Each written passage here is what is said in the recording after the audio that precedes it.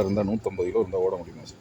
அப்படின்னா கிடையாது. குண்டாக இருக்கிறவங்க ஓட முடியாதுன்னு கிடையாது. அந்த லிகமெண்ட்ஸில் இருக்கிற அந்த கால் வந்து சின்ன பிள்ளையில் விளாண்டுட்டு இருக்கும்போது இதில் வந்து ஒரே குதித்தேன். ஒரு அடுத்த நாள் வந்து டூர் போகணும், அந்த எக்ஸைட்மெண்ட் தாங்க முடியாமல் குதிச்சிட்டேன்.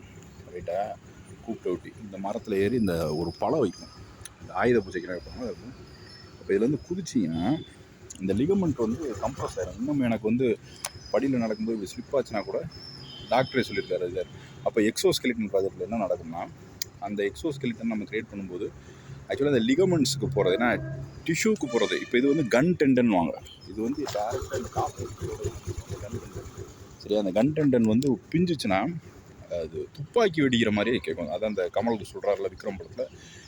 ஸோ எக்ஸோஸ்கெலிட்டன் ப்ராஜெக்டில் பார்த்திங்கன்னா ஒருத்தர் மேலேருந்து கீழே குதிச்சாங்கனாலே அது சின்ன வயசுலேயே அடிபட்டுச்சு. நான் கொஞ்சம் ஸ்பீடு எடுத்தேனாலே எனக்கு அந்த லிகமெண்ட்ஸ் நான் வலிக்க ஆரம்பிக்கும். ஸோ இப்போ வந்து அந்த எக்ஸோஸ்கெலிட்டன் நிறையா கொண்டு வந்துட்டான். சரியா, பார்ப்போம். நம்ம ஃப்ரெண்டு ஒருத்தர் இருப்பார், இங்கே ஒரு குளம் இருக்கும், அதை வந்து கவட்டையை வச்சு அடித்து அந்த குழையை ஓப்பன் பண்ணுவார்.